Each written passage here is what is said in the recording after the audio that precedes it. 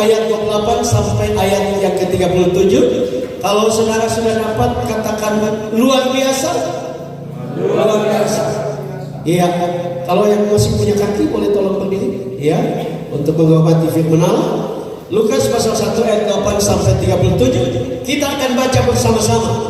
Ya, sekali lagi Lukas 1 ayat 28 sampai 37. 3, 2, 1. Ketika malaikat itu masuk ke rumah Maria, ia berkata, "Salam, hai engkau yang dikaruniai, Tuhan menyertai engkau." Maria terkejut mendengar perkataan itu, lalu bertanya di dalam hatinya, apakah arti salam itu? Kata malaikat itu kepadanya, "Jangan takut, hai Maria, sebab engkau beroleh kasih karunia di hadapan Allah. Sesungguhnya engkau akan mengandung dan akan melahirkan seorang anak laki-laki, dan hendaklah engkau menamai dia Yesus. Ia akan menjadi besar dan akan disebut anak Allah yang maha tinggi, dan Tuhan Allah akan mengaruniakan kepadanya takhta Daud bapa leluhurnya, dan ia akan menjadi raja atas kaum keturunan Yakub sampai selama-lamanya, dan kerajaannya tidak akan berkesudahan." Kata Maria kepada malaikat itu, "Bagaimana hal itu mungkin terjadi, karena aku belum bersuami?" Jawab malaikat itu kepadanya, "Roh Kudus akan turun atasmu, dan kuasa Allah yang maha tinggi akan menaungi engkau. Sebab itu anak yang akan kau lahirkan itu akan disebut kudus, anak Allah. Dan sesungguhnya Elisabeth, saudaramu itu, ia pun sedang mengandung seorang anak laki-laki pada hari tuanya. Dan inilah bulan yang ke-6 bagi dia yang disebut mandul itu. Sebab bagi Allah tidak ada yang mustahil." Amin. Silakan duduk kembali, Bapak Ibu saudara-saudara. Saya akan berkhotbah dengan tema yang sama, yaitu kasih Allah yang mempersatukan.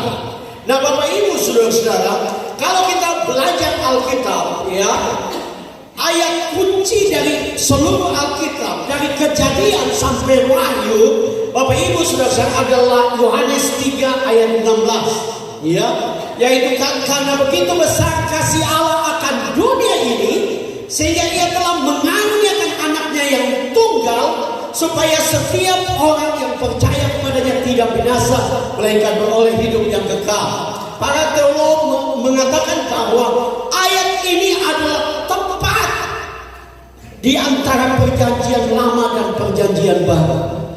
Bagaimana kasih Allah yang dahsyat, ya, yang telah dicurahkan kepada dunia ini, kepada saya dan saudara, ya. Nah, Bapak Ibu saudara-saudara, kasih Allah itu yang telah kembali mempersatukan manusia. Kalau kita kembali ke kitab Kejadian, Bapak Ibu saudara-saudara, kita tahu bahwa dalam Kejadian pasal yang ketiga, manusia jatuh ke dalam dosa dan manusia diusir dari Taman Eden.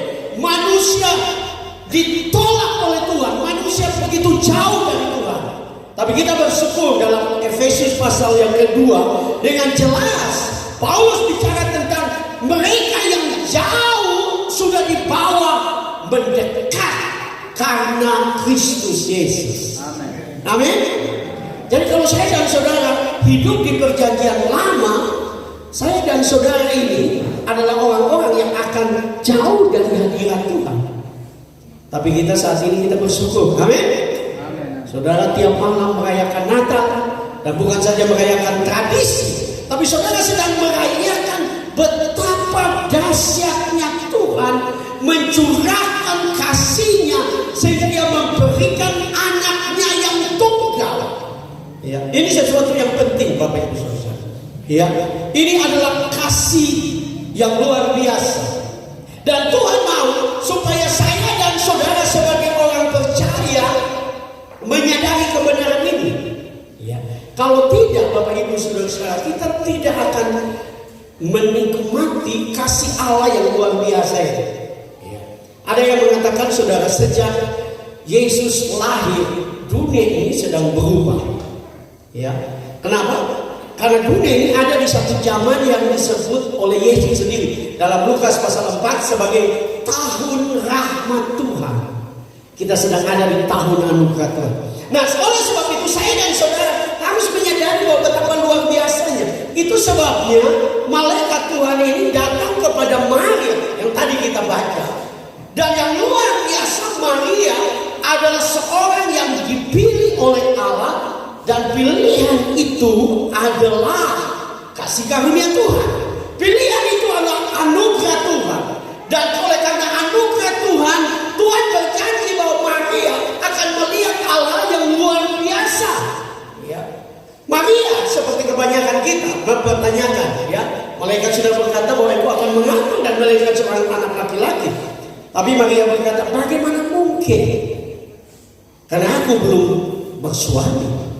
Dan itu logis. Seorang yang belum bersuami tidak mungkin bisa hamil. Ya. Sekalipun pernah heboh di Manado beberapa tahun yang lalu. Katanya mendadak ada seorang nona pendeta muda menghadap ke BPD. Dan dia melaporkan bahwa dia hamil oleh karena Roh Kudus. Dan itu menjadi heboh. Dan tidak mungkin, sudah hanya Maria yang khusus seperti itu. Nah, akhirnya wanita itu, nona pendeta itu dipecat, Bapak Ibu Saudara. Nah, kalau kita belajar tentang Natal, kita sedang belajar tentang betapa Allah dahsyat dalam kehidupan kita. Amin. Harusnya Bapak Ibu Saudara dalam merayakan Natal bukan sekedar tiap malam kita makan enak, tapi yang penting adalah kita merenungkan betapa Tuhan begitu sayang kepada saya. Amin. Betapa Tuhan begitu mengasihi kita. Betapa Tuhan mengasihi suami kita. Tuhan mengasihi anak-anak kita. Tuhan mengasihi istri kita. Tuhan mengasihi saya dan saudara. Sehingga saya dan saudara masih ada sampai malam ini. Itu karena kasih Tuhan. Amin. Tetapi kasih Tuhan yang benar-benar bisa dinikmati, itu kita harus mengerti, Bapak Ibu Saudara. Karena kalau kita tidak mengerti, maka kasih pun bisa menjadi masalah. Ya, sama seperti katanya dulu ada cerita lucu Ungke dan Mince. Ya. Ini dulu masih tahun-tahun 90 itu kan masih pakai surat-surat. Kalau sekarang kan orang dengan HP. Jadi Ungke dan Mince ini orang pacaran. Ya, nah zaman itu masih tulis surat. Tapi yang susahnya adalah Ungke buta huruf, Mince sekolahnya dia bisa baca tulis, ya. Tapi yang tolong Ungke ini alok, ya. Jadi kalau ada surat dari Mince, alok yang baca buat Ungke, kemudian alok balas, ya. Jadi Ungke begitu bergantung kepada alok. Ya. Singkat cerita, satu waktu Mince bilang ke alok, kita mau bekerja di luar negeri dulu. Jadi dia mau kerja di Singapura. Ya. Jadi tetap jalan, zaman itu kan surat. Ya, itu zaman saya juga tahun 90. Jadi surat lancar. Ya. Nah, satu waktu cukup lama Mince tidak kirim surat. Ya, sudah kan Natal lagi Mince tidak kirim surat. Ungke mulai jengkel. Dia bilang, oh ini pasti Mince suruh ada yang lain. Ya, ada yang lain. Ya. Jadi dia minta Allah kirim surat, marah-marah. Jadi cinta Allah kirim surat, mendadak ada surat satu kertas merah datang. Ya. Dan di surat itu karena sebenarnya Mince sibuk, jadi dia tidak bisa kirim surat.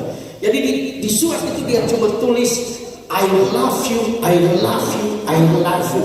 Bertubi-tubi, I love you. Jadi Ungke kaget.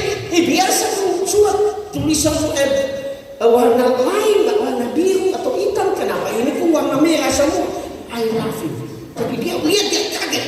Dia panggil, Alo, baca dulu. Ya. Dan Alo baca, I love you. Cuman karena Alo ini agak sedikit nakal. Jadi dia bilang, ada Mince Sulai, nggak tahu dia tulis apa itu. Dia tulis I love you. Itu artinya kamu bangsa. Ungke kaget. Masa dia coba maki kita? Aduh, kalau cari cap tikus, dia minum, dia mabok. Mabok semalam begini dia datang di bince pe papa de mama pe rumah. Jadi, kalau mulai matanya kayak jauh, papa bantu, I love you. Jadi papa bantu, tapi dia habis I love you, ame bantu dia lempar rumah. Kan dia pikir I love you itu kan kamu bangsa, maki toh. Jadi dia bateria dia lempar. Ya, dia lempar. Dia bilang papa bantu I love you. Tapi ame bantu baru lempar kan masih mabok. Ya. Kenapa Allah begitu? Karena Allah, karena Ungke tidak mengerti. Nah, ada banyak orang Kristen juga dalam kehidupan ini, Bapak Ibu Saudara-saudara, mereka tidak menikmati kehidupan ini. Bertahun-tahun ikut Tuhan, tidak menikmati. Bertahun-tahun merayakan Natal sama saja. Natal lewat, tapi kehidupannya tetap begitu saja. Tidak melihat sesuatu yang besar. Kenapa? Karena kita tidak memahami betapa Tuhan sangat mengasihi kita. Amin. Tuhan sangat mengasihi saudara, tidak peduli keadaanmu saat ini. Dia sangat mengasihi saya dan saudara. Itu sebabnya dia sudah memberikan, Alkitab tadi saya sudah katakan, Yohanes 3 menunjukkan bahwa dia sudah memberikan anaknya yang tunggal buat saya dan saudara. Di media sosial sekarang, ya Bapak Ibu Saudara, khusus di TikTok, saya sekarang aktif di TikTok. Dan saya melihat Bapak Ibu Saudara, orang-orang memperdebatkan, ya, orang Kristen itu aneh ya. Kok punya Tuhan ada anak begitu? Ya, artinya Tuhan beranak kan? Ya. Kenapa? Karena orang tidak mengerti. Ya, anak itu, anak tunggal itu bicara tentang kedekatan. Ya, jadi bukan karena Allah beranak. Ya, kalau semua yang disebut anak itu beranak, artinya anak kunci beranak. Betul dah. Bahasa Indonesia itu jelas kok. Artinya saya dan saudara harus mengerti betapa Tuhan memberikan yang terbaik bagi saya dan saudara sebagai orang percaya. Dia memberikan anaknya yang tunggal. Harusnya di hari Natal ini kita merenungkan kasih Tuhan yang luar biasa, yang telah mempersatukan kembali kita manusia yang berbuat dosa, yang memberontak, yang tidak taat, tapi kasihnya memulihkan. Amin. Allah begitu mengasihi saya dan saudara. Dia berikan yang terbaik.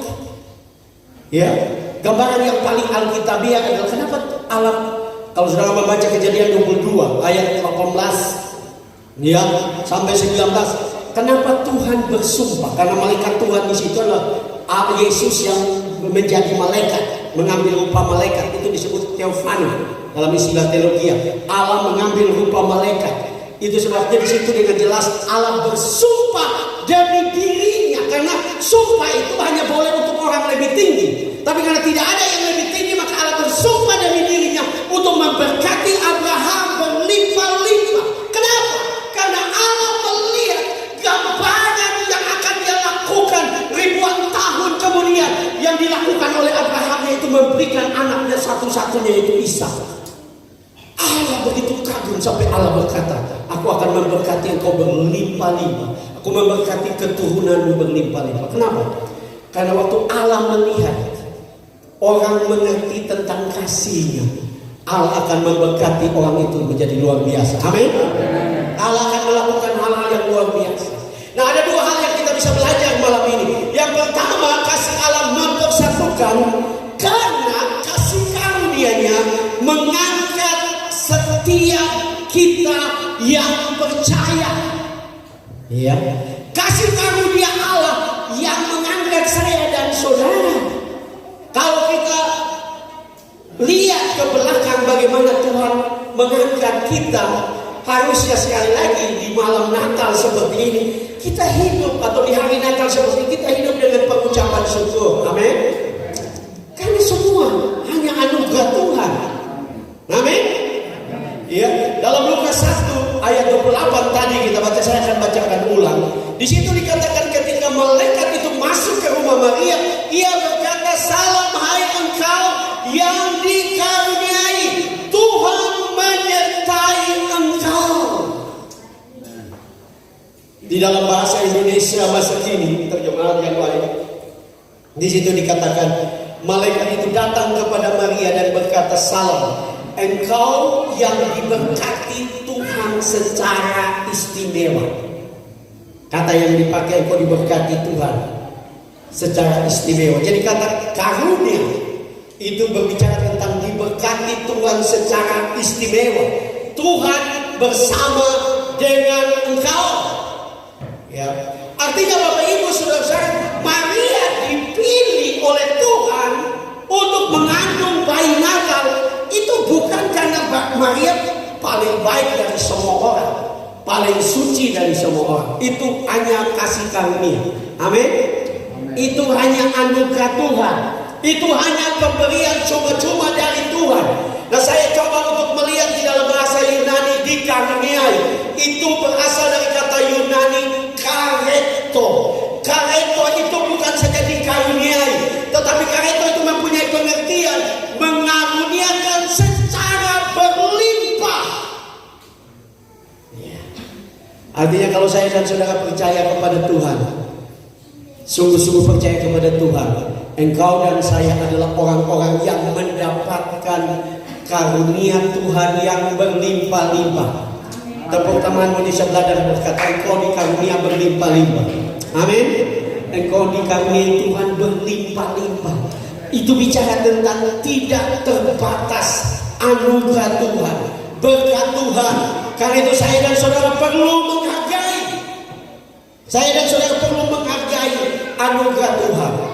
Dan di dalam ayat 30 juga malaikat berkata kepada Maria, Lukas 1 ayat 30. Kata malaikat itu kepadanya, "Jangan takut hai Maria, sebab engkau beroleh kasih karunia di hadapan Allah." Iya. Saya coba juga untuk meneliti kata yang dipakai untuk kasih karunia itu berbeda lagi. Kata yang dipakai adalah karis. Ya, karis itu bukan saja kasih karunia.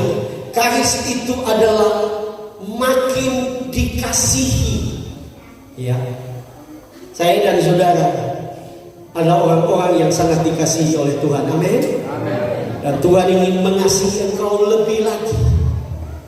Ya, bukan saja engkau adalah orang yang diberkati, tapi engkau akan terus mendapatkan kasih karunia Tuhan.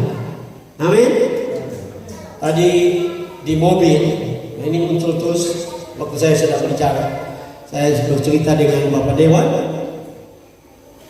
dan beliau berkata, dulu saya kawin, ya. Saya waktu kawin itu saya susah sekali. Sampai waktu kawin pun orang sumbang kambing. Sudah bayangkan waktu beliau menikah sumbang kambing. Sekarang kalau Natal beliau sumbang sapi, ya. Dulu nikah sumbang kambing, ya. Itu membuktikan bahwa wah dulu susah sekali, ya. Ya. Tapi itulah anugerah. Amin. Itulah kasih karunia. Oleh karena anugerah Tuhan, saya dan saudara itu masih sehat. Amin. Kalau saudara masih sehat, bersyukur. Betul tak? Karena ada teman-teman kita yang sudah lewat, kan? Saya bukan teman saya juga ada tingkat waktu kami kuliah sudah lewat. Jadi artinya kalau saya masih sehat, sudah jalan 56 tahun, artinya anugerah Tuhan. Karena kalau saudara menyadari anugerah Tuhan, saya dan saudara harus hidup baik-baik. Amin. Hidup baik-baik. Kenapa? Karena Tuhan begitu mengasihi saya dan saudara. Kita semua ini hidup karena kasih karunia. Ya, kalau engkau masih sehat, bersyukur. Ya, saya bersyukur saya masih sehat. Ya, saya masih makan apa saja. Orang Manado bilang semua yang berkati masih makan, kecuali kaki meja. Saya masih makan. Ya, itu anugerah. Ya, itu anugerah. Artinya apapun kondisimu, engkau harus bersyukur karena engkau makin dikasihi oleh Tuhan. Waktu engkau menyadari bahwa hidup ini berkat Tuhan. Amin.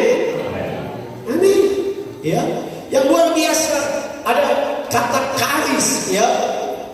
Selain kasih karunia, makin dikasih, juga ada kata bahasa Inggris yang dipakai yaitu favor. Favor itu, Bapak Ibu saudara-saudara, itu diperlakukan spesial. Amin. Sangat spesial. Ada banyak wanita, banyak gadis di Israel, tapi Maria diperlakukan spesial. Amin. Ya, kenapa? Karena Tuhan mengasihi kita. Amin. Kalau saudara sungguh-sungguh percaya kepada Tuhan, saudara akan diperlakukan Tuhan spesial. Amin. Tiap kali kalau saya bicara tentang kata favor ini atau diperlakukan spesial, saya teringat akan Ishak. Ya, kalau kita mengatakan Tuhan bilang waktu terjadi kekeringan dan kelaparan di Kanaan, Ishak mau pergi ke Mesir. Kalau saudara baca dalam kitab Kejadian. Tapi Tuhan berkata jangan pergi ke Mesir, tinggallah di tanah Filistin. Ya. Nah, waktu saya teliti itu saya begitu kagum betapa Tuhan itu. Kalau saudara dan saya taat, saudara dan saya setia, saya dan saudara percaya, Tuhan akan membuat saudara diperlakukan spesial. Amin. Amin. Kenapa? Karena kalau kita tahu Abraham dan Ishak itu peternak. Ya, kalau saya tidak catat di sini. Kejadian 26. Mereka peternak. Waktu mereka ada di Filistin, tanah Filistin, Tuhan berkata kepada Ishak untuk menabung di tanah Filistin. Dan dikatakan, saudara lihat, peternak disuruh menjadi petani. Tapi Alkitab mengatakan bahwa Ishak menabung. Ya, menabung. Padahal dia bukan petani, tapi dia menabung. Waktu dia menabung, Alkitab mengatakan bahwa dia menuai 100 kali lipat dan kian hari kian kaya. Kenapa? Karena dia diperlakukan spesial. Amin. Kalau engkau dekat dengan Tuhan, engkau mendapatkan kasih karunia. Dan saya percaya kasih karunia itu bagi semua orang. Sebelum Yesus datang, kita semua orang yang diberi kasih karunia. Tapi respon kita yang menentukan, ketaatan kita yang menentukan. Ya, kenapa? Karena kita akan diperlakukan Tuhan spesial. Tuhan yang akan mengangkat saya dan saudara, Tuhan yang akan mempromosikan saya dan saudara. Tapi Tuhan mau supaya saya dan saudara belajar untuk taat. Amin. Percaya. Itu sebabnya di dalam ayat 38 dari Injil Lukas ini, ya, Maria berkata, aku ini hamba Tuhan, jadilah padaku menurut perkataanmu. Nah, Bapak Ibu saudara-saudara, Tuhan memperlakukan kita spesial. Dia mau supaya saya dan saudara lewat kehidupan kita benar-benar menikmati kehidupan ini. Ya. Mungkin saudara-saudara, ini sudah tanggal 14 ya. Tanggal 14 ada di antara saudara yang belum punya baju baru, ya, untuk menyongsong Natal. Siapa yang sudah punya baju baru angkat tangan? Tidak ada yang mau angkat tangan. Padahal sudah ada di pesan di Shopee pasti. Ya, saya juga belum punya baju baru. Kita memang ada batik baru, tapi itu seragam pendeta-pendeta Sulawesi Utara. Ya, kami dikasih kain dan kami jahit, ya. Tapi tidak apa-apa, bayangkan apa? Seringkali kan kita selalu menuntut hal-hal seperti itu, ya. Mama terus jengkel dengan papa karena belum beli baju menyala, ya. Masih ada di sini yang mau pakai baju menyala, ya. Anak-anak susah karena belum ada sepatu menyala, ya. Yang lebih repot, bapak-bapak stres karena belum ada bakar menyala. Di sini di area sini masih ada yang bakar menyala juga, masih ada bertobat. Orang bilang, Pak Pendeta, tapi Tuhan Yesus kan mengubah air menjadi anggur. Saudara, salah. Anggur yang diubah oleh Yesus itu anggur manis, anggur yang tidak difermentasi atau diubah menjadi beralkohol. Itu anggur manis. Orang Yahudi anggur manis itu lambang sukacita. Anggur manis menurut seorang penafsir yang cukup terkenal berkata, anggur manis itu lambang kasih karunia. Jadi bukan anggur mabok. Yang saudara bilang, mesti anggur mabok. Yesus itu ubah. Dan seperti ungkep anak 4 tahun pas di hari Natal, mendadak orang semua kaget dan dia bilang, puji Tuhan, kita punya anak suka minum cap tikus. Minta ampun, anak minum cap tikus 4 tahun kok puji Tuhan. Wow. Kenapa kan kita tidak mengerti tentang kasih Tuhan? Amin. Kita harus menghargai. Waktu kita menghargai kasih Tuhan, kasih anugerah Tuhan terus akan dicurahkan bagi kehidupan kita. Saudara, ya, waktu perkawinan di Kana Tuhan mengubah air menjadi anggur itu, ya diperkirakan kalau ada ahli yang coba untuk menghitung tempayan itu untuk cuci kaki. Tempayan pada zaman itu karena mereka sudah menemukan bukti-bukti arkeolog bahwa ada tempayan-tempayan pada zaman Yesus. Itu dihitung isinya, itu kalau Yesus mengubah 6 tempayan menjadi anggur, itu isinya 720 liter. Dan di dalam komentar itu dia katakan bahwa tidak ada pesta yang bisa menghabiskan anggur sejumlah itu. Itu membuktikan tidak bisa kita menghabiskan kasih karunia Tuhan. Mungkin tadi baru saudara berbuat dosa, tadi baru tampil yang main Tuhan. Tapi kalau engkau mau bertobat, minta ampun, anugerah Tuhan dicurahkan bagi engkau. Kasih karunia-Nya dicurahkan bagi kita.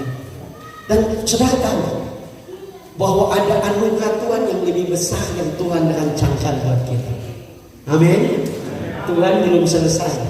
Mimpi Tuhan, saya sendiri sudah bilang tadi, saya sudah 56 tahun, jalan 56 tahun. Tapi saya tahu ada mimpi Tuhan yang besar bagi hidup saya. Tuhan punya rencana yang lebih besar. Dan saya harus terus percaya kepada kasih karunia-Nya. Saya harus percaya kepada anugerah-Nya. Saya harus percaya kepada kebaikan-Nya.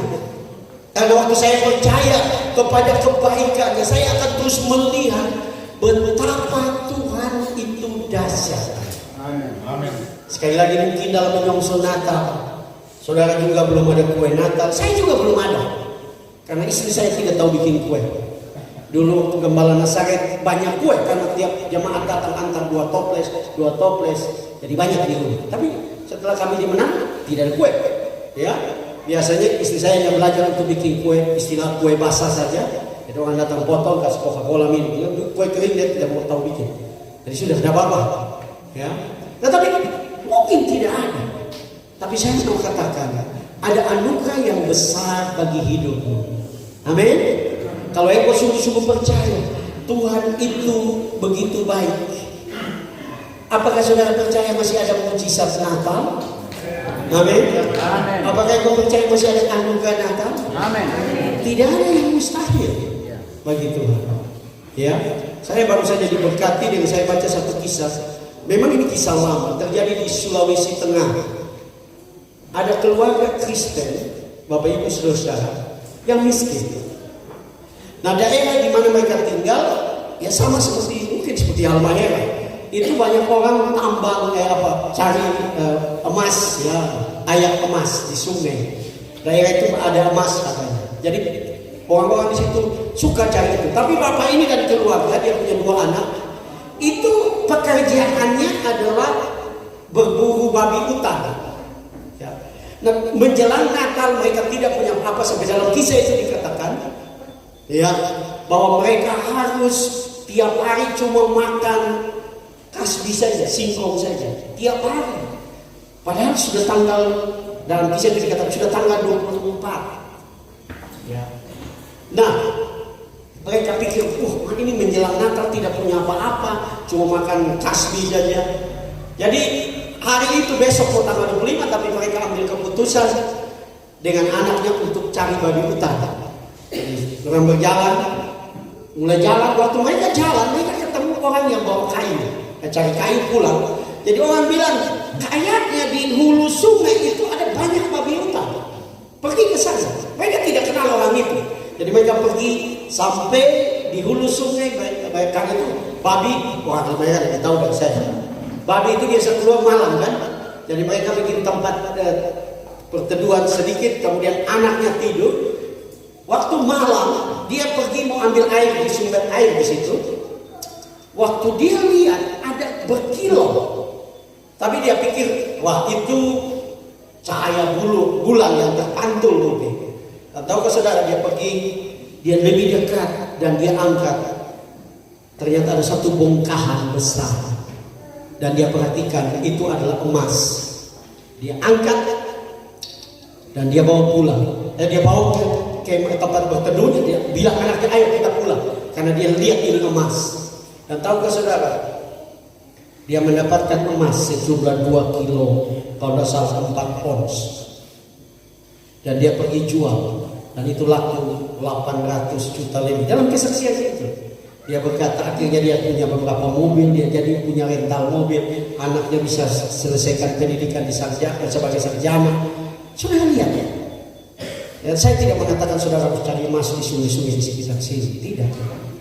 Tapi Tuhan punya banyak cara untuk memberkatinya. Amin.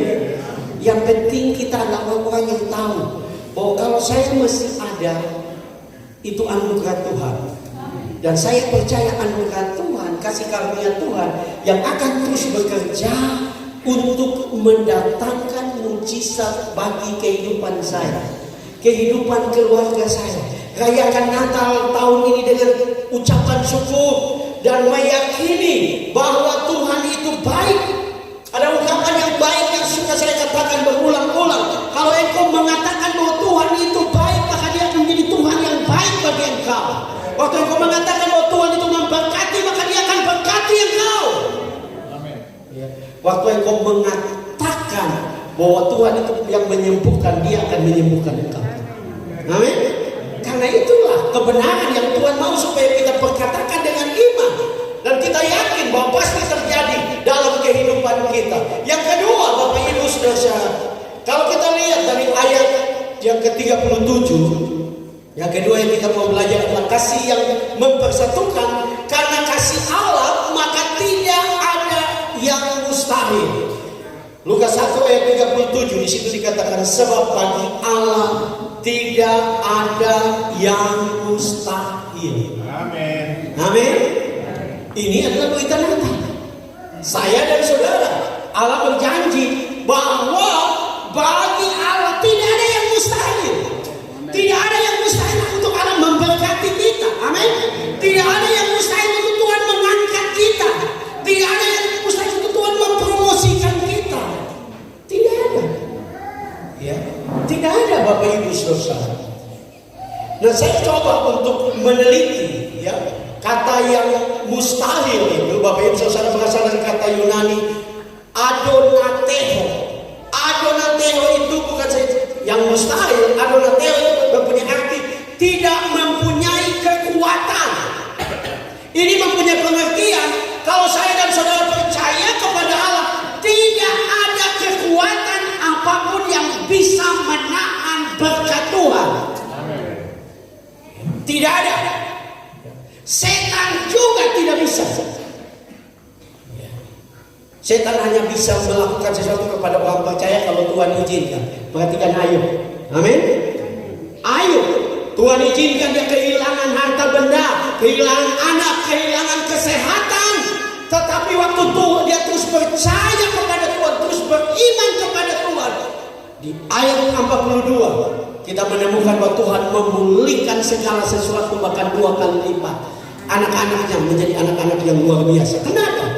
Karena kalau saya dan saudara sungguh-sungguh percaya kepada Tuhan, tidak ada kekuatan yang bisa menahan berkat Tuhan atas hidup. Setan tidak bisa menahan berkat. Ya. Jadi jangan pernah bilang, kayaknya ada orang yang pikirku kita pun berkat terhalang. Enggak, itu karena engkau tidak sungguh-sungguh. Kalau engkau sungguh-sungguh, setan tidak bisa menahan. Kalau Tuhan mau berkati, setan tidak bisa menahan berkat Tuhan. Ya, bahkan kata adonateho itu juga itu bicara tentang tidak ada kekuasaan, karena Allah lebih berkuasa. Amin. Allah menguasai sejarah dunia ini. Allah menguasai sejarah hidupmu. Kalau Allah mau angkat engkau, setan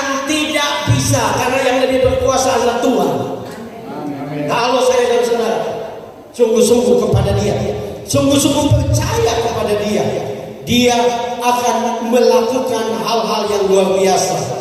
Setelah kedatangan Kristus, ada sesuatu janji yang luar biasa, yang lebih luar biasa. Markus 9 ayat 27, 23. Markus 9 ayat 23. Di situ dikatakan, jawab Yesus, katamu jika engkau dapat. Tidak ada yang mustahil bagi orang yang percaya. Setelah Yesus datang, inilah zaman baru di mana tidak ada yang mustahil bagi orang percaya. Setiap orang yang percaya kepada Tuhan sungguh-sungguh tidak ada yang mustahil. Amin. Amin. Kenapa Yesus tidak melakukan mujizat di Nazaret? Karena mereka tidak percaya. Tapi kalau saudara baca, tiap kali Yesus bertemu dengan orang yang sakit, Dia sembuhkan. Dengan orang buta, Dia celingkan. Orang kusta, Dia lahirkan. Dengan orang mati, Dia bangkitkan. Dengan orang kekurangan, Dia lipat gandakan dan mencukupi segala keperluan. Artinya, kalau kita percaya, tidak ada lagi yang mustahil bagi Tuhan dan tidak ada lagi yang mustahil bagi kita yang percaya. Semua mimpi kita dapat tercapai karena Tuhan kita adalah Tuhan yang besar. Ya, berita ini memang diberikan kepada Maria, tapi itu menjadi jaminan bagi saya dan saudara yang percaya kepada Tuhan. Tidak ada yang mustahil. Amin. Tidak ada yang mustahil bagi Tuhan untuk melakukan mujizat. Tinggal kita percaya. Ya, kalau Tuhan, ada ungkapan bilang begini, kalau Tuhan bisa mengubah malam menjadi siang, maka tidak ada yang bisa menghalangi Tuhan untuk mengubah kehidupan kita. Dari kehidupan yang tidak berarti menjadi kehidupan yang luar biasa. Kehidupan yang tidak diberkati menjadi kehidupan yang diberkati. Maria diangkat oleh Tuhan. Dan Tuhan memakai kehidupannya. Tuhan menunjukkan bahwa tidak ada yang mustahil kalau kita percaya. Ya, tidak ada yang mustahil.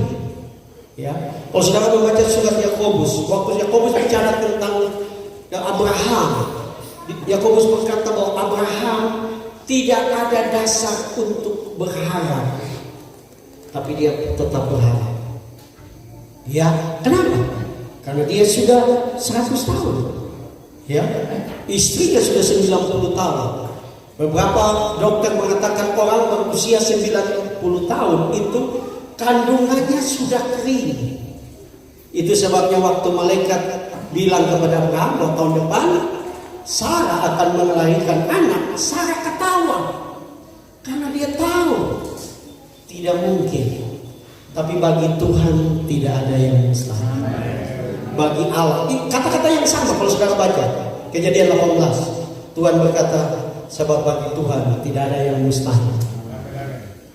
Tidak ada yang mustahil buat Tuhan. Tuhan dapat mengangkat kita, Tuhan dapat memberkati kita, Tuhan dapat mempromosikan kita. Selama kita belajar taat, selama kita belajar percaya, selama kita belajar untuk sungguh-sungguh bergantung kepada Tuhan, maka saya dan saudara akan melihat betapa dahsyatnya Tuhan. Ya, saya sudah buktikan itu, bahwa tidak ada yang mustahil bagi Tuhan. Ya, baru saja, ya Bapak Ibu Saudara-saudara, saya mendapatkan anugerah Tuhan di mana rumah saya di Manado selesai. Ya, saya cicil di Bali. Padahal memulainya itu sepertinya dan betul tidak mungkin. Tapi bagi Tuhan tidak ada yang mustahil. Tuhan dapat memberikan apa yang saya dan saudara doakan. Saya dan saudara percaya karena Dia adalah Allah yang besar. Dia Allah yang luar biasa, Allah yang dahsyat. Ya. Nah, Bapak Ibu Saudara, saya mengenal Bapak Dewan Provinsi Bapak Nicholas Tangayo. Ini bukan baru. Ya. Kami ketemu di Manado tahun 2004. Saya pindah dari Malang ke Manado dan saya bersama-sama dengan Papi Padoma melayani di gereja dan Bapak Dewan waktu itu penatua gereja. Dan Bapak Ibu Saudara, Yang luar biasa saya waktu itu, karena kami melayani sama-sama dan kami dekat. Saya ingat ya tahun 2004 itu saya biasa panggil Bu Niko ya, karena kedekatan ya. Jadi saya ingat Bu Niko bilang saya ada buat calon dewan ya. Dan beliau ada di Manado buat calon dewan 2004 pertama kali. Dan beliau berkata bahwa saya ada doa puasa 40 hari ya, itu sejarah. Dan beliau jujur kalau beliau tidak datang untuk kampanye, beliau tidak datang turun untuk kampanye, tidak perkenalkan diri, cuman kirim baliho ke orang pasar. Tidak ada tim ya, tidak ada saksi. Nah beliau di Manado, pemilihan ada di Manado. Dan mendadak info dari Halbang bahwa Pak Niko terpilih sebagai anggota dewan. Ya, nah apa yang sedang saya ingin katakan? Waktu Pak Niko sungguh-sungguh cari Tuhan, ya kita sungguh-sungguh cari Tuhan. Tidak ada yang mustahil bagi Tuhan. Amin. Mungkin aku tidak baca dewa, tidak apa-apa. Tapi hidupku juga tidak ada yang mustahil. Kalau Tuhan bisa memberkati Pak Niko, Tuhan bisa memberkati saya, Tuhan juga pasti akan memberkati engkau. Karena di hadapan Tuhan kita semua sama. Amin. Ya, selama kita mencari Tuhan, selama kita sungguh-sungguh dengan Tuhan, tidak ada yang mustahil. Ya, tidak ada yang mustahil bagi Tuhan. Ya. Dan waktu saya bicara ini, Tuhan bawa pikiran saya kepada Usia. Kalau saudara membaca Usia, dia diangkat menjadi raja Israel pada waktu dia usia 16 tahun. Ya, anak saya Marcel ini masih muda juga, sudah calon provinsi. Saya tidak kampanye saudara. Tapi saudara, muda bukan masalah. Amin. Kalau kita sungguh-sungguh mencari Tuhan, ya, tidak ada yang mustahil. Nah, saya cuma ingin membaca satu ayat dari 2 Tawarik tentang Usia. Di situ dikatakan 2 Tawarik 26 ayat 5.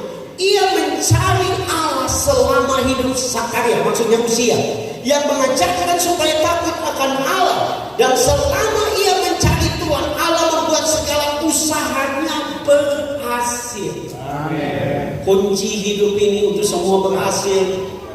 Kebunmu berhasil, kelapamu berbuah baik, palamu berbuat baik, berbuah banyak. Ya, semua menjadi baik. Kuncinya ada di cari Tuhan. Sampai politik pun. Kalau saudara membaca seluruh ayat itu dikatakan Usia menjadi terkenal sampai ke Mesir. Bahkan di ayat berikut lagi dia terkenal sampai ke daerah yang jauh. Dia menciptakan senjata pada zaman itu untuk pelontar batu itu yang dia temukan. Dia menciptakan banyak hal. Ya, menciptakan banyak hal. Dan Tuhan berkati dia luar biasa. Memang ada kesalahan kalau sudah baca itu jadi pelajaran. Kemudian dia menjadi sombong dan Tuhan menghukum dia dengan penyakit kusta. Itu pelajaran yang baik. Tetapi saya mau katakan, apapun keadaan tidak membatasi Tuhan untuk melakukan mujizat. Di hari Natal ini tidak ada yang mustahil bagi Tuhan. Mungkin engkau sedang bergumul dengan rumah tanggamu yang tidak bahagia. Saya mau katakan tidak ada yang mustahil. Tuhan dapat memulihkan rumah tangga. Tapi engkau harus cari Tuhan. Mungkin engkau mimpi punya sesuatu yang besar. Tidak ada yang mustahil. Ya. Tadi saya cerita saya punya rumah di Bapak Ibu Saudara. Saya punya gaji 1.800.000 kumpul semua di rumah itu 1.800.000. Ya. Waktu saya urus semua kan ada orang yang bantu. Saya pergi ke bank terakhir mau tanda tangan. Mereka kasih cicilan. Waktu cicilan kasih. Saya mau pulang ke rumah, istri saya menangis. Ya, kenapa? Karena cicilannya waktu itu 1.659. Jadi kalau saya terima semua penghasilan baik dari sekolah maupun waktu itu saya wakil gembala di Bethlehem, itu 1.800.000 tahun 2007. Jadi kalau saya kasih keluar, ya istri saya menangis gitu. Tuhan, makan mungkin bisa berjalan tapi anak-anak di sekolah. Ya, 1.800.000. Ya, saudara lihat. Tuhan kasih saya hikmat. Jadi saya bilang ke istri. Waktu itu kami masuk rumah karena ada orang tolong. Jadi kami masuk ke rumah. Tuhan bilang begini, kalau engkau sudah masuk ke rumah Tuhan, engkau punya rumah ini. Tuhan akan lakukan mujizat. Ya. Yang lebih repot waktu kita mau isi daftar gaji. Jadi saya bilang ke kok yang bantu ini, kok saya punya gaji dengan istri semua itu 1.800.000. Dia bilang, Pak Frans, isi 8 juta. Kalau Pak Frans mau untuk ambil kredit dari bank. Saya bilang, 8 juta ini bukan penipuan. Dia bilang, tidak. Padahal dia orang Katolik. Itu iman. Pak Pendeta percaya Tuhan akan berkati Pak Pendeta lebih dari itu. Kita kaget, orang Katolik ajar saya orang Pentakosta yang tiap hari orang baptisan. Kita kaget. Dan apa yang dia katakan itu betul. 15 tahun saya cicil rumah itu sampai naik 2 juta. Kami tidak pernah utang, kami tidak pernah jual barang, kami tidak pernah gadai barang, kami tidak pernah pinjam. Tiap bulan Tuhan sediakan, bahkan COVID. Karena tidak ada yang mustahil bagi Tuhan. Kalau engkau percaya, tidak ada yang mustahil. Tidak ada yang mustahil. Tuhan akan mengangkat engkau menjadi luar biasa. Yang penting engkau terus mencari Dia, mengasihi Dia. Dia akan mengangkat kehidupan. Kenapa? Karena Dia mau supaya hidupmu jadi kesaksian. Daud berkata bahwa bagi banyak orang aku menjadi tanda ajaib. Kenapa? Dalam keluarga Daud tidak dihargai. Bayangkan Samuel datang di rumahku, dia disuruh jaga kambing domba 2-3 ekor. Artinya 5 kan? Orang besar. Samuel pada waktu itu imam, nabi, dan juga hakim. Dia punya 3 jabatan. Datang di rumahku Daud, artinya Daud tidak dianggap. Tapi kalau Tuhan menemukan hatimu yang mengasihi Dia tidak ada halangan untuk Dia angkat engkau dan Dia promosikan engkau. Kunci hidup ini hanya satu, cari Tuhan sungguh-sungguh. Intim dengan Tuhan, bangun hubungan dengan Tuhan sungguh-sungguh, maka anugerahnya, kasih karunia-Nya akan dicurahkan sehingga semua menjadi tidak ada yang mustahil bagi Tuhan. Kau akan lihat luar biasanya Tuhan, dahsyatnya Tuhan, karena Dia adalah Allah yang